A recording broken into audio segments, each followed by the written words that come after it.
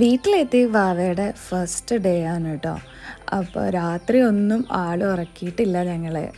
ഇപ്പം സമയം രാവിലെ 8 മണിയാവാറായി.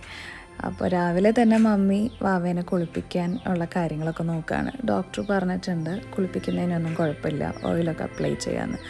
മോയ്സ്ചറൈസറും മറ്റു ലോഷൻസൊക്കെ അപ്ലൈ ചെയ്യണമെങ്കിൽ 1 വീക്കും കൂടെ കഴിഞ്ഞിട്ട് മതി എന്ന് പറഞ്ഞു. Good morning. അപ്പോൾ അച്ചാച്ചനാണ് ഇനി വാവേനെ നോക്കാൻ പോകുന്നത് അല്ലേ?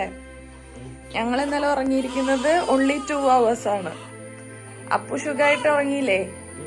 അപ്പൊ ഞാൻ അപ്പു നോക്കിക്കോളൂ കേട്ടാ. ഞങ്ങൾക്ക് വാശിയുണ്ടോയെന്ന് ചോദിച്ചാൽ കുറച്ച് വാശിയുണ്ട് കേട്ടോ. വാശിയുള്ള കൂട്ടത്തിൽ തന്നെയാണ്. ആൾക്ക് കുളിപ്പിക്കുമ്പോൾ ഒക്കെ ഇത്തിരി കരച്ചിലും ബഹളമൊക്കെ കൂടുതലാണ്. അതേപോലെ തന്നെ നൈറ്റ് ആകുമ്പോൾ ഒട്ടും ഉറക്കമില്ല. പിന്നെ പോരാത്തതിന് ഇവിടെയൊക്കെ ഇപ്പം നല്ല മഴ. ഇവിടെ നിന്നല്ല, ഇപ്പം എല്ലായിടത്തും നല്ല മഴയാണെന്ന് അറിയാം. അതുകൊണ്ട് തന്നെ കറണ്ട് പോലും വരില്ല. അപ്പം അതിൻ്റെ കുറച്ച് ആൾക്ക് ഡിസ്കംഫർട്ടൊക്കെ ഉണ്ട് കേട്ടോ. അങ്ങനെ ഇരുന്ന് ആട്ടി ഉറക്കിക്കുമോ?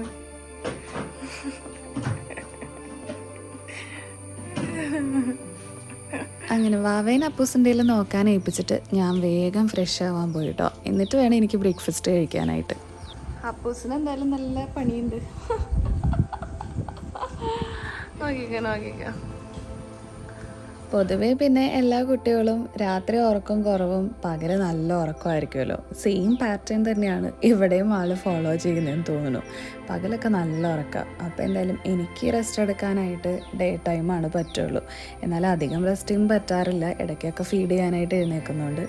ഉച്ച കഴിഞ്ഞപ്പോഴത്തേക്കും അനുമേമ എത്തി. അതിന് വാവേനെ കാണാൻ വേണ്ടിയിട്ട് കോളേജിൽ നിന്ന് നേരെ ഇങ്ങോട്ട് വന്നതാണ്.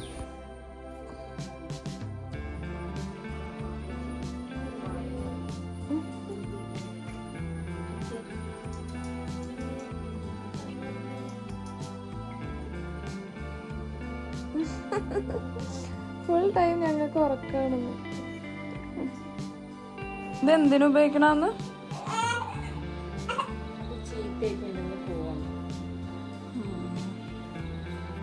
ഇതൊരു കൈൻഡ് ഓഫ് ഓയിലാണ് കേട്ടോ. അരുത തൈലം എന്നാണ് പറയുക. നെഗറ്റീവ് എനർജീസ് ഒക്കെ ഉണ്ടെങ്കിൽ പോവാനായിട്ട് നല്ലതാണെന്നാണ് ഇവർ പണ്ടത്തേ ഉള്ള ആൾക്കാരൊക്കെ പറയുന്നത്. അപ്പോൾ അത് മമ്മി വാവയ്ക്ക് യൂസ് ചെയ്യുന്നുണ്ട്. അപ്പോൾ ഒരുപാട് കരച്ചിലുള്ള കുട്ടികൾ, അങ്ങനെ നെഗറ്റീവ് എനർജീസൊക്കെ വരുന്ന ടൈമിൽ ഭയങ്കര ഡിസ്കംഫർട്ടൊക്കെ ആയിരിക്കും. അങ്ങനെയൊക്കെ ഉള്ളൊരു പണ്ടത്തെ ഒരു വിശ്വാസങ്ങൾ ഇപ്പോഴും ഫോളോ ചെയ്യുന്നത്, നമുക്ക് അതിൽ വിശ്വസിക്കാമെന്ന്. അപ്പോൾ ഇതൊരു ഈവനിങ് ഒക്കെ ആകുമ്പോഴാണ് മമ്മി ഇത് അപ്ലൈ ചെയ്ത് കൊടുക്കുന്നത്. ഹെഡിലും ചെവിയിലും 2 കൈയിലും കാലിലും ഒക്കെ ഇത് അപ്ലൈ ചെയ്ത് കൊടുക്കുന്നുണ്ട്. കൂടുതൽ ഇതിനെക്കുറിച്ച് എനിക്ക് ഡീറ്റെയിൽഡായിട്ട് പറയാനായിട്ട് വലിയ കാര്യമായ അറിവൊന്നുമില്ല. അപ്പോൾ പണ്ടത്തെ ആൾക്കാരൊക്കെ ആരെങ്കിലും കാരണന്മാരൊക്കെ ഉണ്ടെങ്കിൽ ചോദിക്കുന്നതായിരിക്കും ബെറ്റർ. എന്തായാലും ഇതിൻ്റെ പേര് അരുത തൈലം എന്നാണ് കേട്ടോ. ഇവനിങ് അങ്ങനെ ഫ്രഷൊക്കെ ആയി ബാക്കി കാര്യങ്ങളെല്ലാം കഴിഞ്ഞു. വാവ ഇടയ്ക്കിടയ്ക്ക് നല്ല കരച്ചിലാണ്. പിന്നെ കുറേ പേര് എൻ്റെ അടുത്ത് ചോദിക്കുന്നുണ്ടായിരുന്നു എപ്പിഡ്യൂറൽ എടുത്തിട്ട് എങ്ങനെയുണ്ട്, എന്തായിരുന്നു എക്സ്പീരിയൻസ് എന്നൊക്കെ. ആക്ച്വലി പറയുകയാണെങ്കിൽ ഏറ്റവും എന്താ പറയുക, ഞാൻ സജസ്റ്റ് ചെയ്യും എപ്പിഡ്യൂറൽ. കാരണം എനിക്ക് ആകെ ഒരു 1 hour പെയിന് എനിക്ക് സഹിക്കേണ്ടി വന്നുള്ളൂ. ബാക്കിയൊന്നും ഞാൻ അറിഞ്ഞിട്ടില്ല. അതിന് ശേഷമാണെങ്കിലും എനിക്ക് ഓക്കെയാണ്. എപ്പിഡ്യൂറൽ എടുത്തതിന് ശേഷം ഒരുപാട് പെയിനോ കാര്യങ്ങളോ ഒന്നും സ്ട്രഗിൾ ചെയ്യേണ്ടി വന്നിട്ടില്ല. പിന്നെ പണ്ട് ഉള്ള ആൾക്കാരൊക്കെ പറയും വേദന അറിഞ്ഞ് പ്രസവിക്കണം എന്നാലാണ്. പക്ഷെ ഇപ്പം അങ്ങനെയൊന്നും ഇല്ല കേട്ടോ. പിന്നെ വേറൊരു കാര്യം എന്താ വെച്ച് കഴിഞ്ഞാൽ എപ്പിഡ്യൂറൽ എടുക്കുമ്പോൾ നമുക്ക് ശരിക്കും പ്രഷർ നമ്മൾ കൊടുക്കുന്നത് അറിയില്ല. ബേബി പുറത്തേക്ക് വരുന്നതിൻ്റെ പ്രഷർ കൊടുക്കുന്നത് അറിയില്ല. അപ്പം എന്താ സംഭവം എന്ന് വെച്ച് കഴിഞ്ഞാൽ ബേബി ചിലവർക്കിടെ നോർമൽ ഡെലിവറി ടൈമിൽ തന്നെ ബേബി പെട്ടെന്ന് തന്നെ പുറത്തേക്ക് വരും. പക്ഷെ എനിക്ക് എന്താ പറ്റുന്നത് വെച്ചാൽ എനിക്ക് പ്രഷർ കൊടുക്കുന്ന അറിയാത്തതുകൊണ്ട് തന്നെ ബേബി വരാൻ കുറച്ച് പാടായിരുന്നു. അപ്പോൾ വാക്യൂം കൂടെ ഉപയോഗിക്കേണ്ടി വന്നു, ഫോഴ്സെപ്സ് ചെയ്യേണ്ടതായിട്ട് വന്നു. പക്ഷെ അത് എല്ലാവർക്കും അങ്ങനെ ആവണമെന്നില്ല കേട്ടോ. പക്ഷെ ഈസി ആയിരുന്നു. പിന്നെ അത് കഴിഞ്ഞിട്ടിരുന്ന സ്റ്റിച്ചിൻ്റെ പെയിൻ ആണെങ്കിലും വേറെ ഒരു പെയിനും ഞാൻ അറിയേണ്ടതായിട്ട് വന്നില്ല.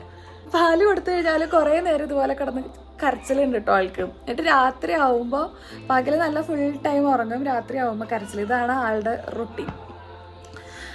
അപ്പോൾ ഇതാണ് എപ്പിഡ്യൂറലിൻ്റെ കാര്യം. എന്താണെങ്കിലും ഞാൻ ഇനി വാവേനൊന്ന് നടക്കട്ടെ കേട്ടോ. എനിക്കാണെങ്കിൽ കുറച്ച് കരയുമ്പോഴത്തേക്കും എനിക്ക് വിഷമവും. അപ്പോൾ ഞാൻ പോയി എടുക്കും, പിന്നെയും പാല് കൊടുക്കും, അതിങ്ങനെ ബേപ്പ് ചെയ്യും.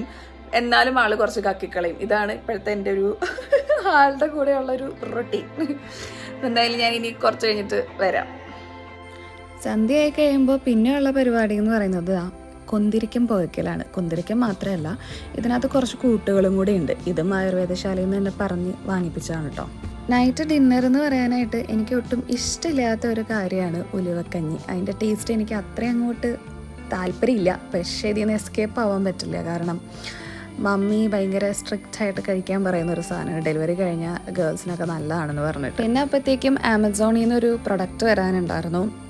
ബേബിക്ക് വേണ്ടിയിട്ട് ഞാൻ പർച്ചേസ് ചെയ്തതാണ്. ബേബിക്ക് വേണ്ടിയിട്ടെന്ന് പറയുമ്പോൾ ബേബിയുടെ മോയ്സ്ചറൈസറും അതുപോലെ പെട്ടെന്ന് നമുക്ക് ആക്സസ് ചെയ്യാൻ പറ്റുന്ന രീതിയിൽ ഓപ്പൺ ആയിട്ടിരിക്കുന്ന ഒരു ചെറിയൊരു കാർട്ട് സെറ്റ് ചെയ്യണമെന്നുണ്ടായിരുന്നു. അപ്പോൾ അതിൽ നിന്ന് പെട്ടെന്ന് നമുക്ക് ഡയപ്പർ ആണെങ്കിലും നാപ്കിൻസ് ആണെങ്കിലും മോയ്സ്ചറൈസർ ആണെങ്കിലും അങ്ങനെയുള്ള ഐറ്റംസൊക്കെ പെട്ടെന്ന് നൈറ്റൊക്കെ നമ്മളിപ്പോൾ ഉറങ്ങാൻ കിടക്കുന്ന ടൈമിലാണ് ബേബി കൂടുതലും വാശി പിടിക്കാമെന്ന് ഞാൻ പറഞ്ഞല്ലോ. ആ ടൈമിൽ ഇതൊക്കെ അന്വേഷിച്ച് പെറുക്കി നടക്കാനായിട്ട് നമുക്ക് വളരെ ബുദ്ധിമുട്ടായിരിക്കും. അപ്പോൾ ആ സമയത്ത് അപ്പൂസ് അതൊക്കെ സെറ്റ് ചെയ്തുകൊണ്ടിരിക്കുകയാണ്. ആ കാർഡ് സെറ്റിംഗ് ആണ് ഇപ്പോൾ കാണുന്നത്. വാവ അപ്പോഴത്തേക്കും എണീറ്റു. വാവയുടെ എന്തൊക്കെയോ പറയുന്നുണ്ട് മമ്മി.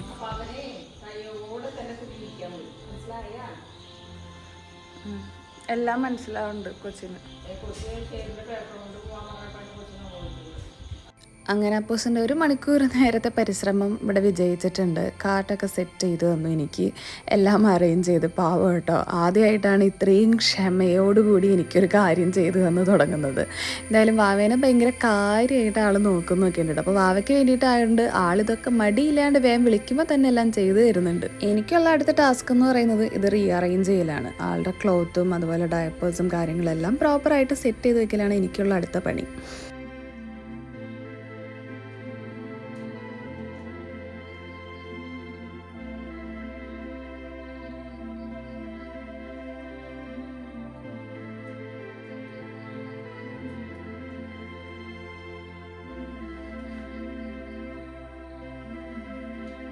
ഇപ്പം നിങ്ങൾ വിചാരിക്കുന്നുണ്ടാവും എന്തിനാണ് ഇത്ര ശാന്തമായി കിടക്കുന്ന കുട്ടീനെ എടുത്തുകൊണ്ട് നടക്കുന്നതെന്ന്.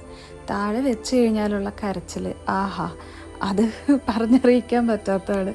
അത് കേൾപ്പിക്കണ്ടല്ലോ എന്ന് വിചാരിച്ചിട്ടാണ് ഞാൻ അത് മാത്രം എടുക്കാത്തത് കേട്ടോ. അപ്പോൾ രാത്രിയിലുള്ള വാശിയും കാര്യങ്ങളൊക്കെ ആൾ തുടങ്ങിക്കഴിഞ്ഞു. രാത്രി എന്ന് പറയുമ്പോൾ വെളുപ്പിന് 2 മണി 3 മണിയാണ്. ഇനി ഒരു വെളുപ്പിന് 4 മണി വരെ ആളുടെ ഈ വാശി കണ്ടിന്യൂ ചെയ്യും. അപ്പോൾ അതുവരെ നമ്മളിങ്ങനെ എടുത്തുകൊണ്ട് കിടക്കുക തന്നെ. അപ്പോൾ ഇന്നത്തെ വ്ളോഗ് ഇത്രയേ ഉള്ളൂ. അടുത്തൊരു വീഡിയോയിൽ കാണാം. ബൈ.